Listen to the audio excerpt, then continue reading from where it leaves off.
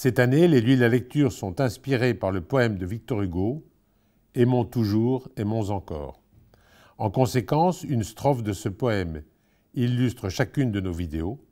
Pour cette seconde vidéo consacrée à Lucien Soudet et Marie-Louise Ami, sa jeune épouse, j'ai choisi la strophe suivante en raison du mariage de Lucien, juste avant la déclaration de guerre. Aimons-nous toujours davantage, unissons-nous mieux chaque jour.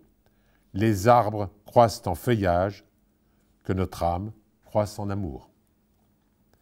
Marie-Louise Ami est la fille de Maurice Ami, astronome, membre de l'Académie des sciences, dont il sera président à compter de 1928. Elle a 3 frères, ils seront tous les 3 mobilisés. Marcel, son plus jeune frère, meurt pour la France en 1917. Lucien est le fils aîné de Henri et Berthe. Il naît en 1888, il fait ses études à Polytechnique comme son père, il s'oriente vers la carrière des armes dans le génie. Il épouse Marie-Louise Ami le 4 juillet 1914. Durant toute la guerre, il écrit très régulièrement à ses parents. Il est blessé et soigné à Orléans. Ses permissions et ses convalescences lui permettent de retrouver sa jeune épouse Marie-Louise. Leurs premiers enfants naissent pendant la guerre. Ces naissances sont des moments heureux pour Henri et Berthe qui viennent voir leurs petits-enfants. Je vous propose ici des extraits des courriers échangés entre Lucien et ses parents, ainsi que des cahiers.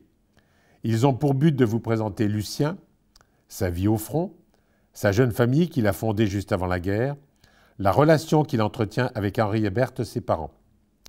Ces courriers sont d'autant plus importants pour Henri et Berthe qu'à compter de septembre 1914, il reste le seul enfant vivant de leur couple. Cahier numéro 1. 29 juillet 1914. Lucien est rentré à Angers lundi dernier. C'est la pluie qui les a chassés de Quimper. Ils auront ainsi une semaine pour s'habituer à Angers avant l'expiration de la permission de Lucien. 9 août 1914. Le matin, nous recevons une lettre de Marie-Louise.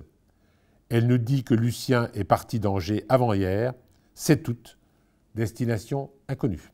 Comme Henri et Berthe, Lucien s'inquiète du silence de son frère Ambroise. Cahier numéro 2. 7 octobre 1914. Nous recevons une lettre de Lucien. Je n'ai pas de nouvelles d'Ambroise. Pour nous, la Providence nous a bien protégés depuis le commencement. Nous n'avons eu que 6 blessés et cependant, nous avons passé au nord de la Vesle, derrière des meules de paille, des journées dangereuses au milieu des salves encadrantes de l'artillerie allemande. Maintenant, nous avons repris notre vie nomade pour augmenter le chiffre de 800 km déjà parcourus. En janvier 1915, Lucien est blessé. Il est soigné dans un hôpital d'Orléans. Cahier numéro 3. 20 janvier 1915. En rentrant, j'apprends que Madame Soudet est partie aux Aubrais. Je lis le télégramme. Arriverai aux Aubrais, 16 heures, que du train, jambes légèrement blessées. Lucien. Aux Aubrais, Madame Soudet cause avec les personnes de la Croix-Rouge qui, à l'arrivée du train des blessés, demandent au médecin convoyeur s'il est possible de laisser Lucien à Orléans.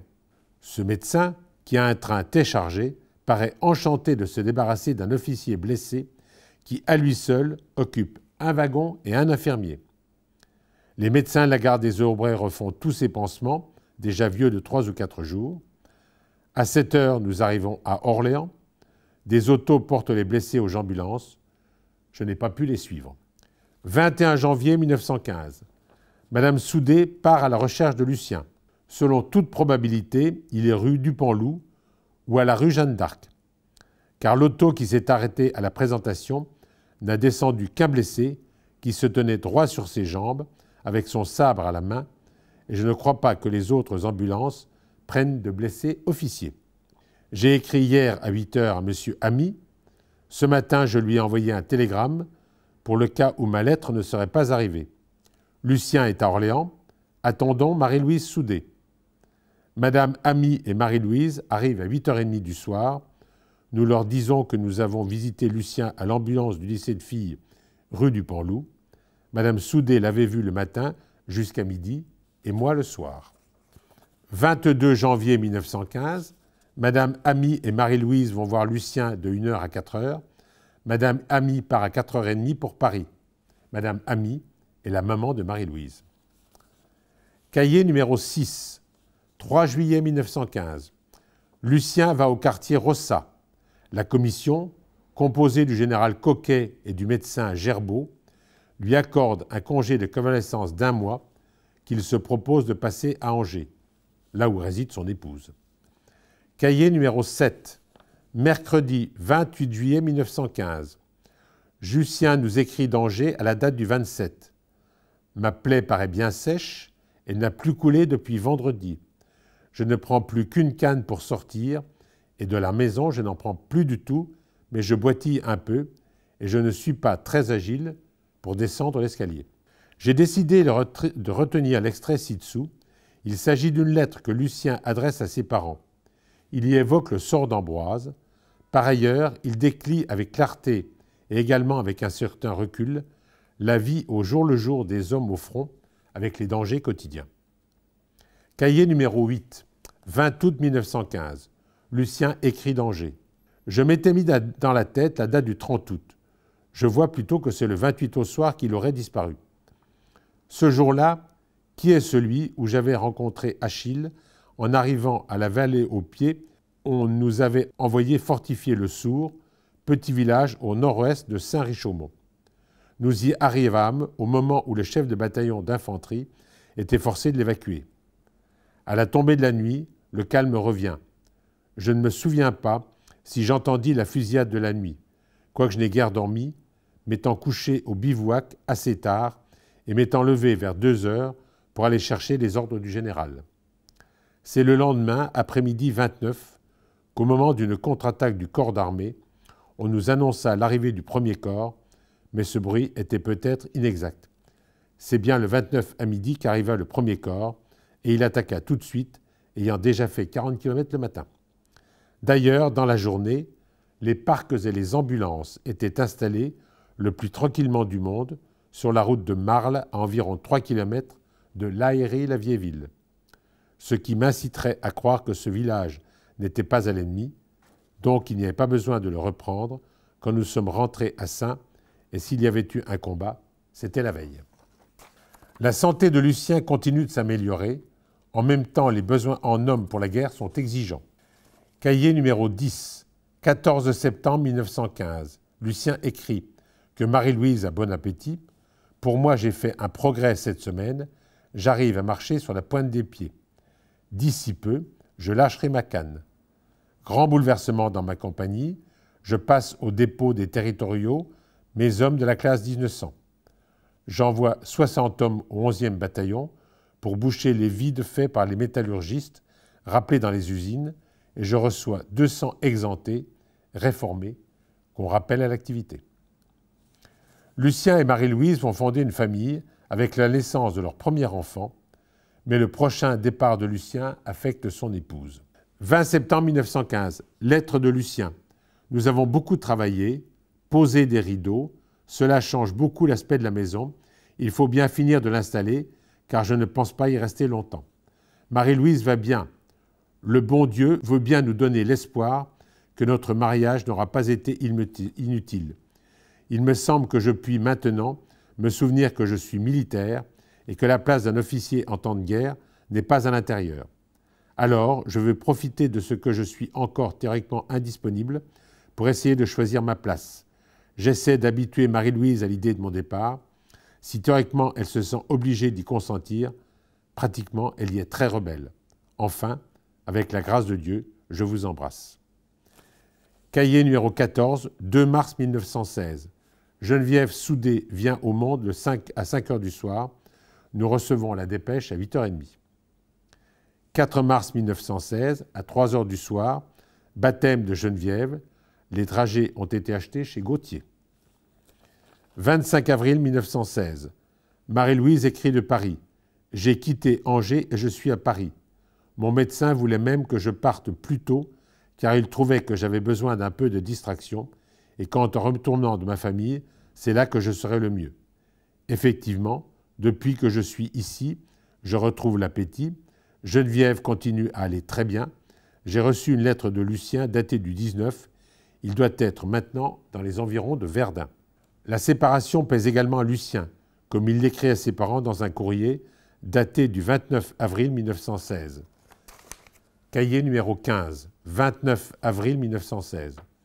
Nous n'avons manqué de rien, pas même d'une bouteille de Bourgogne pour le jour de Pâques et de morue pour le vendredi saint. Nostalgie de Paris. Henri et Berthe sont certainement heureux de ce premier petit enfant. 3-4 mai 1916. Voyage à Paris pour voir Geneviève. Lucien n'oublie pas ses parents. Il veut venir en permission.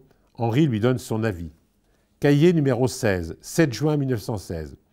Lucien écrit qu'il viendra peut-être nous embrasser à Orléans s'il arrive à avoir une permission. 8 juin 1916. J'écris à Lucien pour lui conseiller de ne pas demander de permission dans ce temps de ruine et de mort. Dieu lui a donné la joie et l'honneur de la paternité, qu'il songe maintenant à bien gouverner les hommes qu'il a sous ses ordres.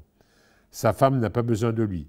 Au contraire, sa présence pourrait nuire à la frêle existence de Geneviève, qui ne cède pas non plus à l'illusion de croire qu'une visite consolerait sa maman. Le bon Dieu sait mieux que nous ce qu'il nous faut. Finalement, Lucien a pu avoir une permission. 23 juin 1916, Lucien écrit « J'ai fait un voyage sans incident notable. J'ai couché à Paris. Je reviens content d'avoir fait connaissance avec ma fille. Je prie le bon Dieu qui me daigne me la conserver et que pour cela, il donne un peu de calme et d'énergie à la maman.